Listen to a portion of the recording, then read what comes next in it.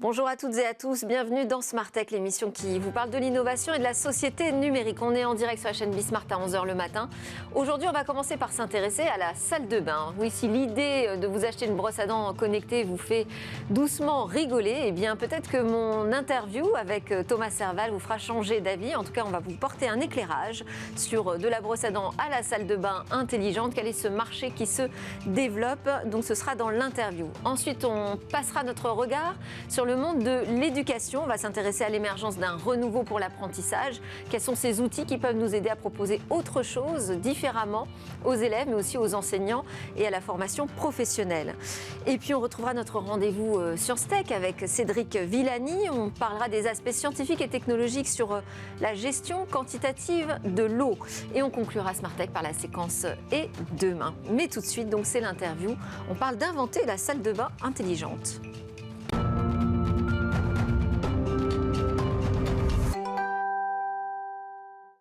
Alors moi j'ai découvert mon invité, comme beaucoup je crois, à l'occasion de la sortie de la brosse à dents connectée qui avait fait son effet au CES de Las Vegas, c'était en 2014. Bonjour Thomas Serval. Bonjour. Alors on a parlé d'un retentissement international et même d'un succès, mais aussi d'une French Tech un peu gadget. Comment est-ce qu'on sort justement de cette image, de ce produit qui peut paraître un peu folklorique ? Alors d'abord, en fait, il est beaucoup moins gadget qu'il n'y paraît, parce qu'en fait, si vous regardez même en termes de coûts pour la Sécu, les dents c'est 12 milliards, aux États-Unis c'est 120 milliards, donc c'est pas du tout anecdotique de soigner ses dents. C'est juste qu'en France, on a un système de tiers payant, et donc quelque part, quand on va chez un dentiste, c'est 37 € la carie, alors que quand on va aux États-Unis avec le même problème, c'est 500 $. Donc en fait, c'est pas un sujet totalement anecdotique. Le problème de la santé bucco-dentaire, c'est 80% des causes d'absentéisme dans les pays émergents. Donc en fait, c'est un sujet qui intéresse l'OMS et qui intéresse la société tout entière, sur lesquels la France a un biais. Donc en fait, ce n'était pas véritablement un gadget, mais la brosse à dents a une caractéristique un peu gadget. Quand j'ai travaillé chez Google avant, Larry Page disait toujours qu'il voudrait que toutes nos applications soient comme des brosses à dents utilisées 2 fois par jour, 2 minutes. En fait, on s'est inspiré de ça en connectant la brosse à dents, qui avait une très bonne propriété historiquement. C'est que c'est un appareil qui ressemble à un appareil de santé, mais qui n'est pas un appareil de santé. Et pour des innovateurs comme nous, pouvoir avoir des bénéfices médicaux sans être classifiés comme un appareil de santé, ça nous permet d'avoir des cycles d'innovation plus courts et d'apprendre énormément sur la santé des gens, sur la manière dont ça se passe dans leur salle de bain et dans leur intimité, sans avoir besoin de passer par tous les critères de régulation que chacun des pays, d'une manière assez protectionniste, met en place pour protéger la santé de ses citoyens. Donc c'est pas le marché gadget, c'est vraiment le marché de la santé au quotidien, que vous attaquez par au départ la brosse à dents connectée, mais depuis vous avez développé beaucoup d'autres produits. Et puis surtout, ce que vous pouvez répondre à la French Tech, c'est que vous avez une activité rentable. Voilà, alors, donc c'est pas du tout anecdotique. Juste pour vous donner quand même un ordre de grandeur, chaque année se vendent 6 milliards de brosses à dents à peu près. Autant que de téléphones portables en ce moment, et partout dans le monde. Donc c'est un gros marché en volume. Et donc pour des sociétés qui veulent réussir, aller sur un marché avec des très gros volumes, notamment des marchés de l'électronique où le volume compte. On sait bien que plus il y a de millions d'unités, plus ça marche. Ça change tout. Et donc c'est vrai que c'est un marché qu'on a rendu rentable pour nous parce qu'on a changé notre modèle économique. Au départ, on a cherché à vendre des brosses à dents au consommateur final. Et le modèle de Barracuda, qui possède Colibri et nos brosses à dents, c'est de faire du B2B2C, c'est-à-dire de développer sa brosse à dents, mais une fois qu'elle est faite et qu'on a trouvé le bon product market fit, de la licencier à des marques. Donc nous, on l'a licenciée sous la marque Colgate. Donc toutes les brosses à dents connectées tournent sur les plateformes de Colibri et les plateformes de Barracuda. Et donc ça rend les choses rentables à long terme et nous permet d'investir énormément en R&D. Aujourd'hui, Barracuda, c'est 250 employés, présents sur 3 continents, et donc ça change tout. Alors là, on est resté que sur la brosse à dents. Mais Barracuda, vous dites, c'est 50 brevets déposés, c'est ça ? Un peu plus de 50 brevets. Combien de produits ?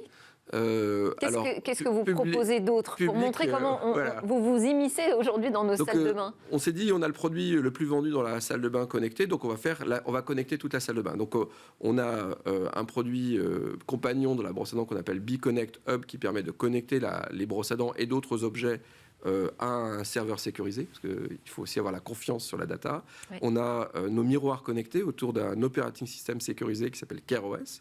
Il fallait concevoir un système d'exploitation pour un miroir. C'était nécessaire. En fait, on a eu beaucoup de marques qui sont venues nous voir suite au succès de la brosse à dents pour nous dire, est-ce que vous pouvez nous faire un miroir qui soit compatible avec mon produit dermatologique ou mon produit, ou des gens qui nous ont demandé si on pouvait rendre compatible telle innovation de la salle de bain avec tel miroir déjà fabriqué. Et donc en fait, quand on se rend compte qu'il y a une complexité entre beaucoup de devices et beaucoup de types de miroirs, pour avoir travaillé chez Microsoft et Google, c'est là le moment où les operating systems font leur entrée, c'est quand la complexité devient exponentielle et que les problèmes qu'on cherche à résoudre sont communs. Confidentialité de la donnée, interface qui n'est pas la même que quand on est dans le touch, parce que quelque part, vos mains sont occupées, besoin également de prendre de la donnée sans agir avec la machine, c'est-à-dire quelque part, d'une manière passive, on récupère des informations. Donc effectivement, on a besoin de mettre en commun certaines données technologiques, ce à quoi sert un operating system. Et puis, on a aussi besoin d'adresser la première peur des gens quand on connecte la salle de bain, c'est que leurs données aillent n'importe où, et notamment qu'elles soient commercialisées par les GAFAM pour les vendre aux assureurs, et toutes ces peurs qui sont totalement légitimes. Et alors là, la réponse, c'est quoi? C'est que tout est localisé? Exactement. En fait, en termes d'architecture, au lieu d'ignorer ce problème en se disant on le réglera plus tard, qui est un peu la démarche anglo-saxonne, ou de se dire que de toutes les manières, la privacy n'est pas un problème, qui est la démarche chinoise, on a décidé de faire une démarche européenne sur laquelle on conçoit un système qui est qu'on appelle Privacy by Design, qui est la norme qui existe en Europe, RGPD ou GDPR pour les anglo-saxons, et donc de faire un système où la donnée est locale, sous le contrôle de l'utilisateur, et qui n'est partagée que d'une manière révocable pour une application qui est connue de l'utilisateur. Ce que je vous dis là, c'est juste implémenter la loi dans du logiciel, mais ce qu'on dit beaucoup, c'est code is law, c'est en fait, si c'est pas dans le logiciel, ça n'existera pas.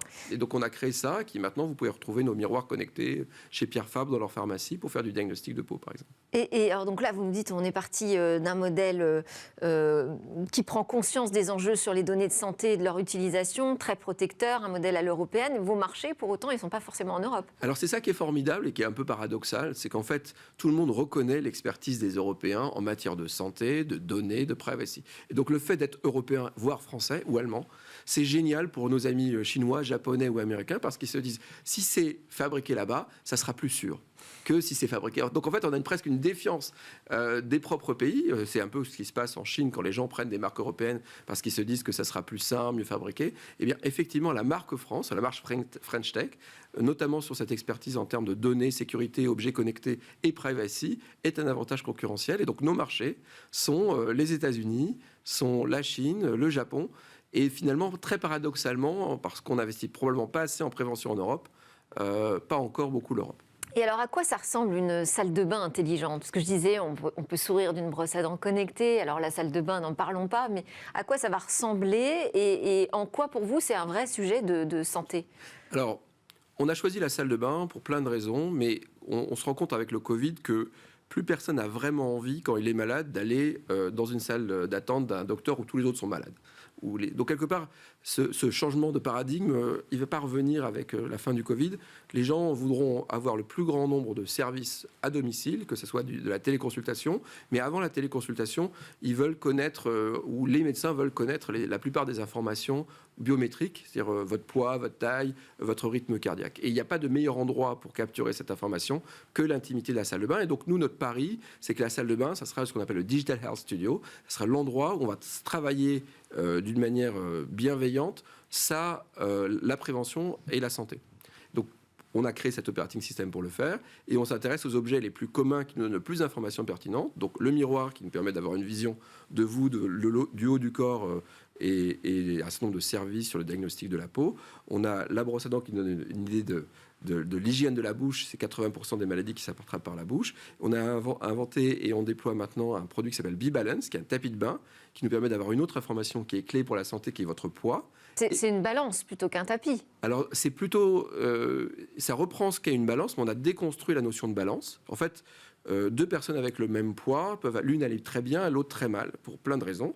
Mais une des raisons pour laquelle ils peuvent aller très mal, c'est que vous pouvez avoir votre poids qui est réparti, par exemple, que sur les extrémités des pieds. Donc vous avez des problèmes de dos, vous avez des problèmes de posture. On sait que c'est un des maux du siècle, surtout que maintenant qu'on est très sédentarisé, on est chez nous, on se tient mal, etc. Et donc en fait, nous, on est allé au-delà du poids en réinventant un index autour de la posture. C'est pour ça que balance, pour les Français, ça veut dire une balance. Mais pour le reste, ce produit s'appelle B-Balance parce qu'en fait, ce qui nous intéresse, c'est l'équilibre. Et donc, en fait, on a réinventé une sorte de tapis tactile qui représente ce que vous avez chez le podologue et donc qui nous permet d'avoir non seulement votre poids, mais la répartition de votre poids au centimètre carré, et donc de savoir la taille de vos chaussures, si vous avez des problèmes de dos, et on peut évaluer aussi l'évolution de votre centre de gravité. Si vous vous souvenez, il y avait un jeu vidéo chez Nintendo qui s'appelait Wii Fit, où il y avait une sorte de... c'est à peu près le même concept, sauf que c'est invisible au quotidien chez vous. Alors quand même, sur ce marché, ça progresse, puisque petit à petit, cette salle de bain se connecte, ça semble évident, mais c'est beaucoup de gros acteurs qui arrivent sur ce marché. Ce sont les GAFAM que vous avez cités, avec qui vous avez travaillé, les Google, Apple ou encore Weezings en France, qui sont en train de prendre des parts de marché. Il y a de la place pour tout le monde, vous pensez ? Alors déjà, ce marché, il avance à une vitesse qui est compatible avec la vie des startups. C'est-à-dire qu'on n'est pas sur un marché comme le salon où grosso modo, vous avez des marques qui s'imposent. Aujourd'hui, il y a 400 milliards de biens qui sont échangés dans une salle de bain. Personne ne sait ce qui s'y passe. Donc, il faut que vous soyez accepté par le consommateur. Et aujourd'hui, il y a très peu d'objets qui sont acceptés par le consommateur. La brosse à dents en est un.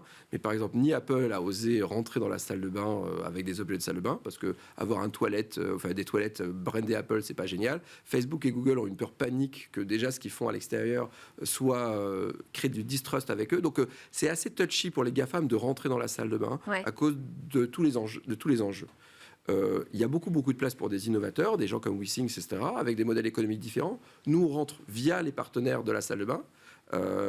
Donc ils pourraient être des partenaires, en fait, et après, s'occuper, par exemple, du traitement de la donnée. Complètement. Et en fait, on a créé ce protocole qu'on appelle BeConnect pour que tous nos objets de la salle de bain qui respectent les mêmes valeurs, parce qu'en fait, on est plutôt au niveau des valeurs. La technologie, c'est assez simple, mais les valeurs, c'est pas si simple. Puissent échanger des données, parce qu'un diagnostic ne peut pas se poser en ayant juste votre poids. Vous avez besoin de beaucoup plus d'informations. Et donc, quelque part, c'est un appel au niveau européen de partager les données intelligemment. Merci beaucoup Thomas Serval. On n'a pas le temps d'en dire davantage, mais on va suivre ce marché donc, de la salle de bain qui devient connectée et donc plus intelligente pour notre santé au quotidien. Thomas Serval, cofondateur, président de Barracoda Group. C'est l'heure de notre talk. Cette fois, on va porter notre regard sur l'éducation. Quels sont ces outils qui permettraient un renouveau de l'apprentissage ? Alors, on va parler de EdTech, les technologies dans le secteur de l'éducation. Qu'est-ce qu'il y a de neuf et comment ça progresse en France ? On en parle avec Marie-Christine Levet, pionnière de l'Internet français, qui a décidé donc en 2017 de créer EduCapital. C'est le premier fonds européen dédié à l'EdTech. Et donc, vous siégez à ce titre actuellement au conseil d'administration de DigiSchool, Live Mentor, Magic Makers, Manzalab et Student Pop, visiblement. Donc, il y a du choix aujourd'hui en matière d'outils.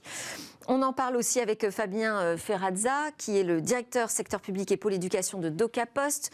Il faut savoir que depuis fin 2020, après le rachat d'Index Éducation, DocaPost est aux commandes de Pronote. Et Pronote, c'est l'espace numérique que vous connaissez peut-être, qui est utilisé par la majeure partie de la communauté éducative. 17 millions d'utilisateurs, que ce soit du côté des élèves, des enseignants. Voilà, ça fait du monde. Alors, Marie-Christine Levet, vous racontez quand on vous demande comment vous avez créé EduCapital, que c'était en réaction à l'arrivée d'entreprises américaines qui allaient s'approprier le marché français de l'EdTech. Est-ce que la situation a évolué dans le bon sens depuis ?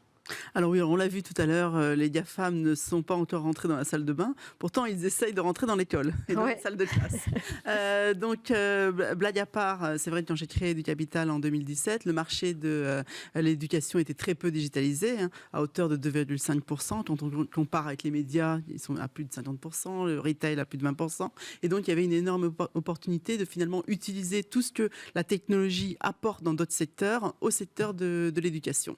Alors, c'était sans imaginer ce qui allait se passer avec la crise du Covid, qui a été un accélérateur majeur pour la digitalisation du secteur d'éducation.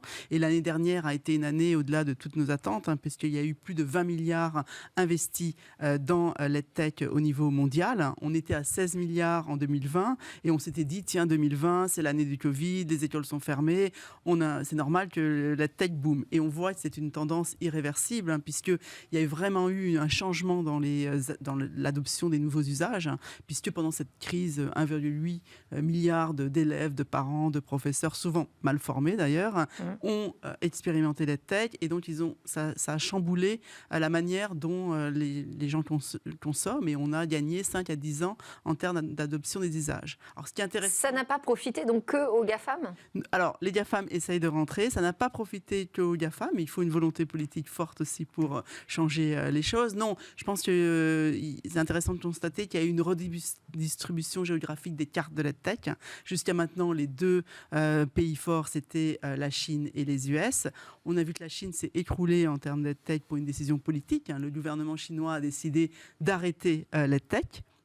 Et donc, c'est l'envolée de l'Europe. L'année 2021, il y a eu 3 milliards investis dans l'Europe et je pense qu'il y a une prise de conscience générale des pouvoirs publics, des entreprises qui doivent reformer leurs collaborateurs, des individus qui doivent aussi souvent se reformer pour retrouver un job. Tout au long, maintenant de sa carrière, on est amené à se reformer. Il y a une prise de conscience de tous et c'est l'envolée de l'Europe et de la France. Alors après, on verra, il y a encore des freins, mais il y a un changement de mentalité très fort. Alors, je commençais à évoquer les chiffres de Pronote, Fabien Ferrezza, c'est assez impressionnant. Donc, Pronote, c'est plus de 10 000 collèges et lycées qui l'utilisent aujourd'hui, c'est ça ? Absolument. Et 4 milliards de connexions attendues en 2022. Tout ça repose sur les épaules d'un seul logiciel ou c'est avec aussi un écosystème ? Alors, on va dire que ces résultats-là, en fait, sont l'histoire de 30 ans, en fait, de services qui ont été proposés aux établissements scolaires. C'est-à-dire que la société Index Éducation, qui fête cette année ses 30 ans, a commencé assez simplement, en fait, à la demande même du ministère en 1987. C'est important l'histoire parce que ça permet de regarder aussi les différentes étapes, la maturité de celles et ceux qui utilisent ces outils et pourquoi ils les utilisent et à quelle fin, en fin de compte, on peut imaginer après, avec l'essor des EdTech, tout cela va alimenter notre quotidien. C'est ma question, est-ce qu'aujourd'hui vous travaillez avec cet écosystème de start-up des EdTech ? Pour l'instant, on va dire non. Non. On est à la demande à l'écoute de nos chefs d'établissement pour se connecter aux outils qu'ils souhaitent utiliser. C'est toute l'histoire d'Index Éducation qui a été de dire quels sont vos besoins. Au départ, en 1987, il fallait dématérialiser les emplois du temps. Vous voyez, il y avait le bureau du proviseur, du principal avec ses tableaux, et comment organiser l'emploi du temps de la rentrée, etc. Et quand 30 ans après, le directeur général d'Index Éducation rencontre des chefs d'établissement qui étaient là en 1987, il suffit de voir en visioconférence que les murs sont blancs et qu'il le remercie à chaque fois du service apporté. Puis après est arrivée la question des notes, des cahiers de texte. Enfin, vous voyez toutes ces fonctionnalités qui peuvent paraître évidentes aujourd'hui, mais qui se sont développées au fil des besoins qui ont été exprimés. Et quand on arrive à ce niveau d'audience, en fin de compte, avec 17 millions de comptes utilisateurs, ça pose... Enfin, le ministère aime bien, par exemple, parler, le ministère de l'Éducation nationale, de commun numérique. Je pense qu'Index Éducation rentre dans cette famille de commun numérique où la très grande majorité des établissements scolaires utilisent cette solution. Qu'est-ce qui va se passer en 2022 ? Parce que la question, là, aujourd'hui, qui nous préoccupe, c'est comment on avance sur ce sujet des outils d'apprentissage. Il y a deux sujets, en fin de compte. C'est comment... on va dire Pronote, en tant qu'infrastructure de service, peut se connecter à l'écosystème des EdTech pour leur permettre, au regard des besoins de la communauté éducative, de passer à l'échelle. C'est-à-dire que... Donc ça, il y a vraiment une volonté d'ouverture. Il y a une volonté. Parce qu'en fait, on s'est aperçu aussi pendant la crise Covid que les profs avaient migré sur des outils comme Teams, par exemple, ou encore les élèves sur Discord directement. Donc, on voit bien qu'il y a une nécessité de raccrocher des outils qui ne soient pas que des outils américains. Non, tout à fait. Et avec une dimension, c'est ce qu'on appelle, nous, l'espace numérique pour l'éducation. C'est de dire, mais au final, il y a 3 composantes importantes. Il y a la vie scolaire. C'est-à-dire, vous avez un établissement, il faut qu'il fonctionne avec l'ensemble des services numériques nécessaires. C'est Pronote. Et Pronote, progressivement, commence à poser des sujets sur les contenus et les outils pédagogiques. Ouais. Et cette deuxième partie revient... à ce qui était précisé précédemment, mais il va y avoir une autre partie qui va arriver, c'est tout le sujet qui est relatif au service aux familles. DocaPost, à côté d'Index Éducation, en fait, on n'est pas né dans le sujet seulement avec Index Éducation, c'est qu'on est opérateur des principales régions et départements sur des pages jeunes, c'est-à-dire toutes les aides et les soutiens que les départements et les régions amènent aux collégiens, aux lycéens. Et on voit bien que pour une expérience parfaite de l'usager, il faut accéder à un bouquet de services à la fois dédié à la vie scolaire, à la fois aux outils et contenus pédagogiques et à ses services aux familles. Alors ça, déjà, c'est quand même une bonne nouvelle, Marie-Christine Levet, parce que c'est un marché, l'EdTech, qui dépend énormément de la commande publique.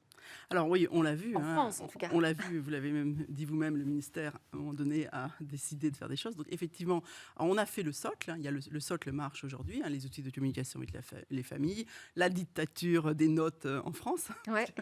Et tout ce qui et les outils de communication. Maintenant, l'essentiel, c'est d'investir dans l'innovation pédagogique. C'est vraiment de se dire comment, avec la technologie, j'apprends et j'enseigne différemment. Donc déjà, en tant que prof, comment je gagne du temps dans la correction, par exemple, de copies, etc. Et en tant qu'élève, comment j'ai un apprentissage beaucoup plus personnalisé et beaucoup plus individualisé. Et c'est vraiment pour moi un des plus grands avantages de l'EdTech, c'est l'utilisation de l'adaptive learning, c'est-à-dire l'utilisation des data et de l'intelligence artificielle pour donner à chacun un parcours personnalisé qui correspond à la manière dont on apprend, puisque chacun apprend différemment et retient différemment. Et dans une même classe, on peut avoir jusqu'à 3-4 ans des fois de différence de niveau entre deux élèves assis l'un à côté de l'autre. Et le gros problème de l'éducation, c'est que finalement, on a beaucoup d'élèves qui s'ennuient à l'école. Alors les meilleurs, finalement, ne sont pas poussés, s'ennuient un peu parce que finalement, on reste dans le mou. Et ceux qui ont des difficultés décrochent. Et on a en France 80 000 enfants qui décrochent chaque année du système scolaire. C'est quand même un énorme problème. J'espère que l'éducation sera au cœur de tous les programmes politiques, puisque ce sujet du décrochage scolaire est un problème qui subsiste après dans la nation pendant des années et des années. Et grâce à l'utilisation de l'intelligence artificielle et de la data, on peut faire ce programme personnalisé. C'est comme si on avait finalement... Après, les détracteurs pourront vous dire, ça veut dire qu'on va confier ça finalement, ce process éducatif personnalisé ne va plus revenir à l'enseignant, mais à la data. Ah non, parce que en tout cas dans les petites classes, pour la formation tout au long de sa vie, c'est différent, mais dans l'enseignement primaire, collège, lycée, le rôle du professeur est primordial. C'est vraiment des outils au service du professeur qui les utilise pour animer sa classe. Il fait son cours normal, il fait une pause, il donne des tablettes, les élèves peuvent faire des exercices qui leur sont adaptés. Donc c'est vraiment l'essentiel, c'est vraiment d'investir dans cette innovation pédagogique qui a été jusqu'à maintenant le parent pauvre. Fabien Ferrazza, je vais vous poser la même question. Est-ce que vous voyez des freins du côté de la communauté éducative vis-à-vis des nouveaux outils, ou même du côté des parents qui peuvent peut-être s'interroger sur la nécessité de tout passer par le numérique, d'avoir des tablettes dans les classes ? Est-ce que vous constatez ça, des freins, ou est-ce qu'au contraire, vous constatez qu'il y a un appétit, une attente vers de nouveaux outils ? Globalement, moi, je ressens un appétit. Après, c'est l'adéquation de l'outil ou du contenu à l'exercice de celui qui met en place les missions pour lesquelles il est rémunéré. Je pense à un enseignant, par exemple. Je pense à un chef d'établissement. Je pense à une famille avec une catégorie de familles qui se considèrent en connexion ou en déconnexion numérique. En fait, il faut caractériser les publics auxquels on s'adresse. Moi, Vous parlez de la data, je vais prendre 2 exemples, parce que ça fait 1 an que je découvre au quotidien la richesse d'index éducation et des données qui y sont présentes. On est contacté par des associations d'intérêt général sur le décrochage scolaire. Leur souci, c'est de cibler et d'accompagner les enseignants à accompagner ces élèves. La question, c'est comment je les identifie. C'est assez simple en fin de compte. Quand on voit la capacité que l'on a à traiter la data, alors très souvent on voit le décrochage scolaire sous l'angle des notes par exemple. Mais en fait lorsqu'on combine peut-être un élément comme les notes, comme pourquoi suis-je en retard, pourquoi suis-je absent, etc., on arrive à voir un peu la cartographie en quelque sorte, non pas des difficultés mais d'une anomalie que rencontre l'élève dans ce quotidien. Et notre sujet est assez simple, c'est qu'avec l'accord du chef d'établissement pour exploiter cette data, on est capable, d'une part, d'objectiver une situation et de mettre des services qui peuvent être des services qui vont répondre aux besoins qui vont être établis par l'enseignant. Donc vous pouvez sonner l'alerte en quelque sorte en croisant certaines données. On peut éclairer en fin de compte la situation et dire au final, parce qu'on raisonne souvent classe par classe, prof par prof, mais d'avoir une vision à l'échelle même de l'établissement. Un autre sujet qui était très intéressant, moi que j'avoue quand j'ai repris le sujet, la relation école-entreprise par exemple. Quand vous prenez le stage de 3e. Oui. Pas simple de trouver un stage. Pas simple de trouver un stage. Écoutez, j'ai interrogé les bases Pronote. On s'aperçoit que les chefs d'établissement, lorsqu'ils remplissent les conventions, vous voyez, dans l'outil, en fait, compte, les entreprises sont déjà référencées. Qu'est-ce qui empêche, pour moi, c'est même une question de bon sens. Qu'est-ce qui empêche d'exploiter cette base pour imaginer revenir vers ces entreprises qui ont accueilli Des fois, à titre de décision personnelle, parce que quand on trouve un stage, c'est plutôt un tutu personné par des relations, etc., etc. Mais qu'est-ce qui empêche, en fin de compte, l'année suivante, de leur poser la question s'ils sont toujours d'accord pour accueillir un nouveau stagiaire? Et si j'adosse à ce service, au final, une convention dématérialisée avec une signature électronique, je facilite la vie de tout le monde. Alors c'est vrai qu'on voit que l'exploitation des données, c'est un sujet fort dans tous les secteurs.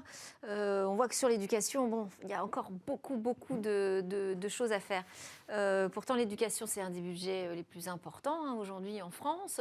Est-ce que vous avez entendu, vu, senti chez les candidats à l'élection présidentielle une préoccupation sincère sur ce sujet du renouveau éducatif ? Alors écoutez, pour l'instant, la campagne n'est pas finie, mais pour l'instant, c'est vrai que le numérique éducatif a été très peu abordé dans toute la campagne. C'est dommage parce que voilà, c'est effectivement l'un des premiers budgets de l'État, c'est effectivement l'avenir de nos enfants et c'est effectivement, si vous voulez, une situation on est arrivé un peu au bout d'un système. On a aujourd'hui quand même une France qui stagne dans les classements PISA, une France qui était quand même très forte en maths et en sciences auparavant et qui aujourd'hui stagne à la 25e place. On a aujourd'hui quand même un enfant sur 2 qui rentre en 6e avec des difficultés d'apprentissage de la lecture. On a 50% des enfants de plus de 15 ans qui ne savent pas dire de quelle fraction entre 2 cinquièmes et 1 demi, laquelle est supérieure à laquelle. Donc des choses de base. Et aujourd'hui, c'est vrai que 60% de la génération Z considère YouTube comme sa principale source d'apprentissage. Il y a moyen de mieux faire, et il y a moyen de raccrocher par de l'innovation le public des jeunes qui aujourd'hui a une consommation très mobile, très vidéo, très différente à l'éducation et de faire en sorte que tout ce temps d'écran contre lesquels les familles luttent, ce temps d'écran soit un temps utile pour vivre avec le 21e siècle et pour aussi préparer les jeunes à ce monde de demain qui sera très digital. Aujourd'hui, mais comment on fait? Parce que l'ampleur, j'allais dire, du chantier peut faire peur. Par quel bout on prend ce sujet de l'EdTech pour que ça progresse véritablement en France? Alors, dans les pays dans lesquels ça marche... Qu'est-ce qu'on peut mettre dans la tête des candidats à la présidentielle? Je pense beaucoup plus de décentralisation. On a aujourd'hui un système très centralisé, un millefeuille administratif, beaucoup plus de décentralisation au niveau du professeur, beaucoup plus de liberté pédagogique au niveau du professeur et du directeur d'établissement. C'est en décentralisant au niveau des régions d'abord, ensuite au niveau des départements et au niveau du professeur et de son établissement et dans les pays dans lesquels ça marche. Alors effectivement, les professeurs sont souvent les enseignants mieux rémunérés. En Allemagne, un enseignant est rémunéré 2 fois plus qu'en France. Mais bon, outre ce sujet, mieux formés, donc la formation des profs et beaucoup plus de liberté pédagogique. Je pense que ce n'est pas en ayant des systèmes très centralisés qu'on arrivera à imposer de l'innovation pédagogique. Et aussi se pose la question, parce que tout ça, c'est un énorme système à gérer, la quantité de données à protéger, s'assurer de la continuité de service. Ça pose la question aussi d'infrastructure. On en est où aujourd'hui de l'infrastructure numérique qui est vraiment dédiée aux outils d'éducation? Nous, c'est un peu notre ADN en matière d'infrastructure de confiance. En tant que filiale du groupe La Poste, on est un opérateur d'intérêt vital. Ce qui fait qu'en fait, le rapprochement d'Index Éducation avec DocaPost a été fait à l'initiative du ministère. Parce qu'on a vu quand même un problème de continuité de service au pic de la crise. Alors nous, de notre côté, on ne l'a pas vécu. Ah. On ne l'a pas vécu parce qu'il y a une assimilation entre un outil de vie scolaire comme Pronote et les environnements numériques de travail qui, pour certains, ont eu des difficultés. En fait, la vie scolaire Pronote est intégrée dans ces environnements numériques de travail. Mais en fait, nous, l'usage qui est fait de Pronote, en fait, se fait par l'application mobile.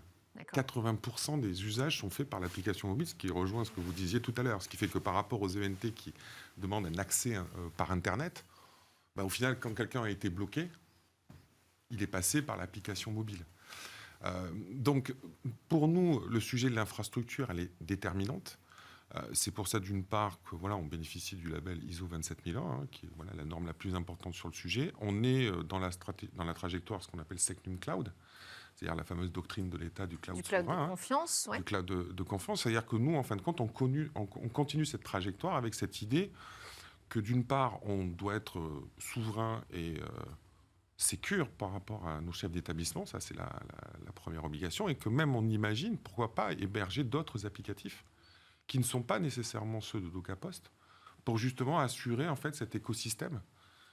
Ça pourrait être donc l'avenir, en tout cas comme ça que vous voyez. Je pense qu'on a besoin d'acteurs français spécialisés sur le sujet pour peser et puis se projeter en Europe. Hein. Enfin, je veux dire, en Europe ou à l'international, hein, mais voilà. Mais je reviens sur le... Il ne me reste plus beaucoup de temps. Je voulais quand même interroger Marie-Christine Levet sur où vous en êtes des objectifs que vous êtes fixés avec EduCapital. Donc EduCapital, on a lancé le premier fonds il y a 4 ans, donc, qui est un fonds de 50 millions qui a investi dans 20 sociétés innovantes, qui révolutionnent le monde de l'éducation et du futur du travail. Et là, on est en lancement du fonds 2 et j'espère revenir bientôt pour vous annoncer un fonds de 100 millions d'euros pour continuer à soutenir l'EdTech française et européenne. Merci beaucoup. Merci Marie-Christine Levet, donc présidente cofondatrice d'EduCapital, et Fabien Ferrazza, directeur du secteur public pour l'éducation de DocaPost. On se retrouve juste après la pause. On va faire un point scientifique sur la gestion de l'eau en France.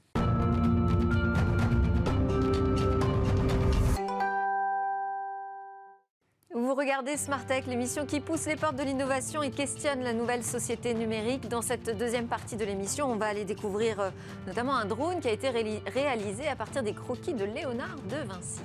Mais tout de suite, je vous propose donc notre rendez-vous sciences et technologies avec Cédric Villani, député de l'Essonne, président de l'Opext. Bonjour Cédric Villani. Bonjour Delphine Sabatier.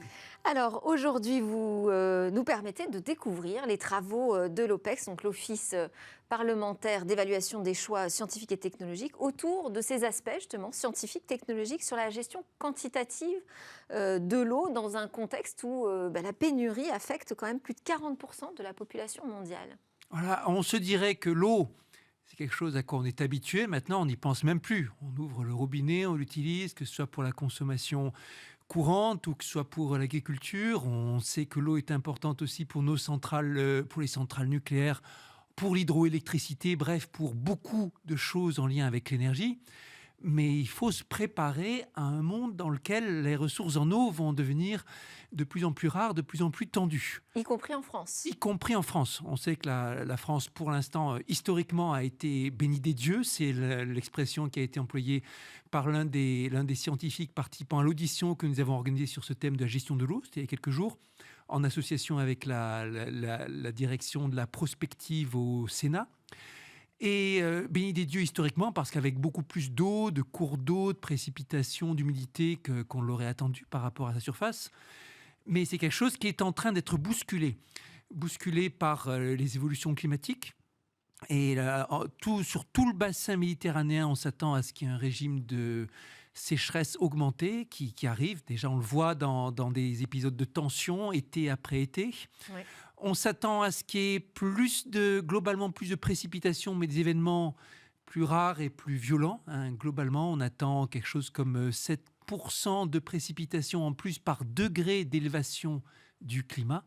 Et comme on sait, ça dépendra au cours des décennies à venir, si on augmente, comme on sait, à 1,5 degré ou à 1,6, etc. Et on va se retrouver très bientôt avec ces tensions sur l'usage. Est-ce qu'on va en arriver au point où il faudra arbitrer de plus en plus en disant voilà de l'eau qui doit servir plutôt à l'agriculture, plutôt à la consommation courante, plutôt à l'énergie. C'est de ce sujet que nous débattions avec cette matinée tout entière qui a été consacrée à la gestion de l'eau d'un point de vue scientifique et technologique à l'Opext. Et vous avez évoqué justement cet impact du changement climatique sur les ressources en eau ?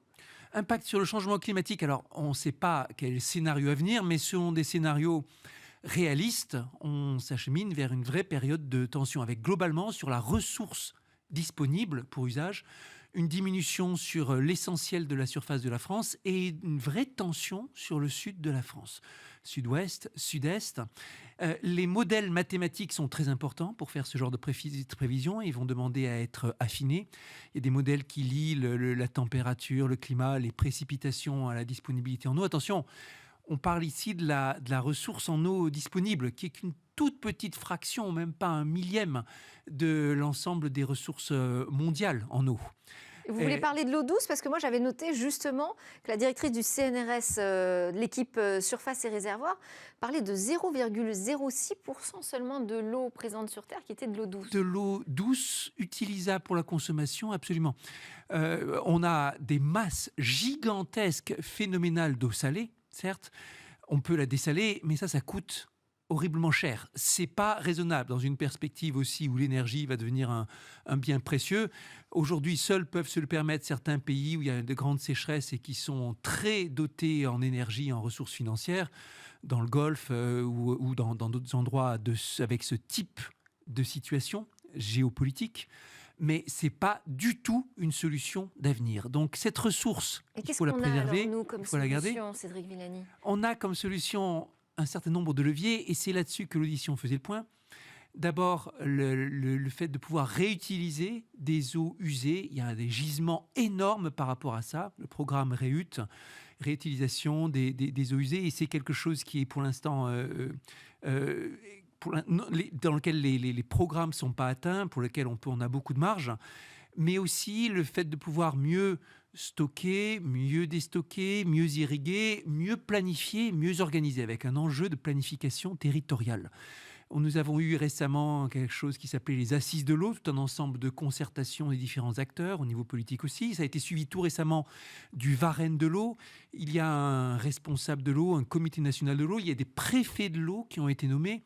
Et ce Varenne de l'eau, il a été accueilli de façon diverse. Et on le voyait dans la variété des interventions à l'OPEX que vous pouvez revoir en replay sur notre site. Certains acteurs disant on progresse et on voit comment on va réussir comme ça, en mettant ensemble les compétences, en croisant le regard des géographes, des spécialistes d'hydrologie, des agriculteurs, la bonne façon de répartir l'eau pour que tout le monde en profite. Et d'autres qui disent on a évité les sujets qui fâchent, on n'a pas demandé à la fin qui paye pour les modèles d'assurance, pour les questions ces questions de nouveaux impacts économiques. On ne s'est pas posé la question de la sobriété en matière d'agriculture. Tout le monde est d'accord sur le fait que la transition vers l'agroécologie est un impératif à l'échelle de 20 ans. Absolument tout le monde, les pouvoirs politiques le disent. La question qui reste posée, c'est que derrière ces pratiques agroécologiques, avec une plus grande diversité, avec une agriculture plus grande diversité d'espèces cultivées, une agriculture de conservation qui fait attention à préserver le sol, en faisant bien attention de ne pas garder les sols nus, bref, une vision beaucoup plus intégrée. Est-ce qu'il va falloir aller vers une économie de l'usage de l'eau pour l'agriculture, ou est-ce que ça va pouvoir continuer à couler à flot, si je puis dire ? Ouais. Et bref, des enjeux qui sont à la fois techniques, dans la pluridisciplinarité, et qui sont aussi politiques. J'ai vu aussi la recharge artificielle de nappes phréatiques. Oui, alors, on est là sur des choses qui restent... Ça veut dire qu'on a des outils aujourd'hui. On a des outils, on pourrait avoir des outils, vous savez bien, dans ces sciences de l'environnement, qui sont bien plus récents que la physique, la biologie. Les sciences de l'environnement, elles commencent, on va dire, dans les années 60 au plan universitaire, réellement. On est toujours en train d'expérimenter, en train de garder des choses en réserve, d'essayer, mais à l'usage, on se rend bien souvent compte que ça ne marche pas aussi bien qu'on le croirait. Et donc, il va être important à l'avenir d'essayer, d'expérimenter, de modéliser. Sciences et technologies, y compris les modèles mathématiques, vont jouer un rôle majeur pour les prédictions, et de se rendre compte aussi de faire preuve d'humilité par rapport à tout cela. Je vous parle des cours d'eau qui vont globalement baisser dans leur étiage, mais attention, ça va rester avec des variations importantes, et il est probable que ces variations vont s'amplifier avec les évolutions climatiques. Les événements de pluie plus intenses vont être là en même temps que des événements de sécheresse. En bref, il faut se préparer à une certaine instabilité et être prêt à le gérer, avec non seulement une mise en œuvre de toutes les connaissances scientifiques et technologiques, mais une grande cohésion de la société. Et redécouvrir que l'eau, c'est quelque chose qui n'est pas si simple que ça, et il ne faut pas croire comme donné d'avance. Merci beaucoup, Cédric Villani, président de l'OPEX. À suivre dans Smart Tech, on part dans l'univers de Léonard de Vinci.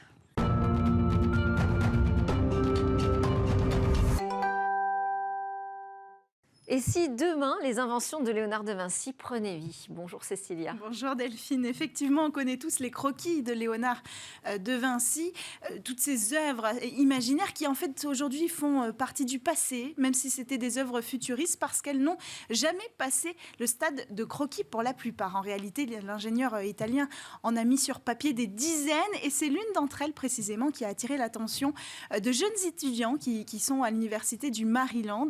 Et cette cette œuvre, elle a été dessinée en 1480. Et là-dessus, sur ces plans, l'inventeur italien avait imaginé une sorte d'hélicoptère, mais avec plutôt une hélice en forme hélicoïdale. Donc c'est assez étonnant, un petit peu comme une vis aérienne pour qu'il puisse s'envoler. Et a priori, quand on regarde, on n'est pas certain que ça puisse voler. Pas certain.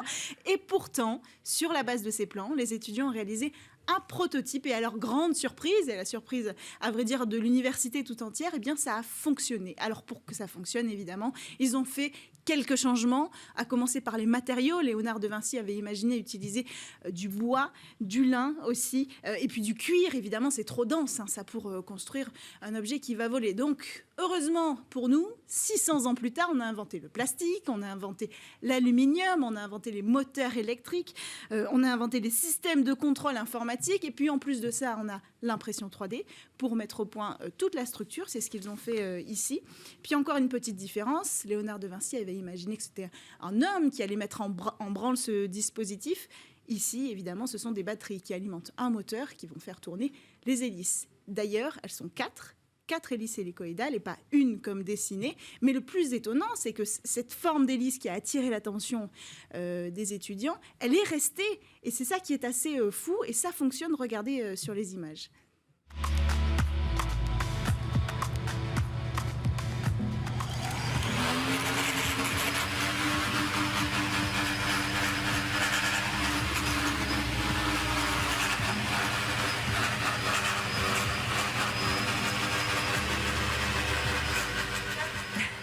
Bon, alors contrairement, c'est un peu bruyant. Oui, c'est un peu bruyant, effectivement. Et puis, c'est pas à l'échelle des plans de Léonard de Vinci. Effectivement, là, c'est un objet miniature qu'ils ont décidé, mais quand même, ils volent malgré cette forme d'hélice assez surprenante. Et pour y arriver, il a fallu repenser toute l'aérodynamique de cet objet et donc utiliser des logiciels de simulation pour repenser la dynamique des fluides, pour mettre en branle cet objet. Ça a été réussi, plutôt avec succès. Et l'objectif ensuite, ce sera peut-être de passer à une nouvelle échelle, peut-être, je ne sais pas moi, de créer une grande hélice hélicoïdale plutôt que d'en mettre 4. Mais a priori, il y a toujours une question d'équilibre à laquelle n'avait peut-être pas pensé Léonard de Vinci quand il avait fait les plans. En tout cas, fort de cette réussite, ils ont présenté leur objet au salon dédié aux véhicules volants de San José aux États-Unis. Alors on peut se demander, parce qu'il reste encore des dizaines de croquis, on l'a vu, de Léonard de Vinci, si la prochaine étape, ce serait, je ne sais pas moi, pourquoi pas, la fameuse machine volante, vous savez, qui ressemble un petit peu à une forme de chauve-souris. Alors officiellement, on dit que c'est pour transformer les hommes en oiseaux, mais je trouve que ça ressemble plutôt à une chauve-souris. Moi, je trouve que c'est super de partir de ces inspirations de Léonard de Vinci. Merci beaucoup, Cécilia. C'était Smart Tech. Merci à tous de nous avoir suivis, de nous suivre sur la chaîne Bismart, mais aussi sur les réseaux sociaux, sur le web et en podcast. Je vous donne rendez-vous dès demain à 11h. On sera en direct sur Bismart pour de nouvelles discussions sur la tech.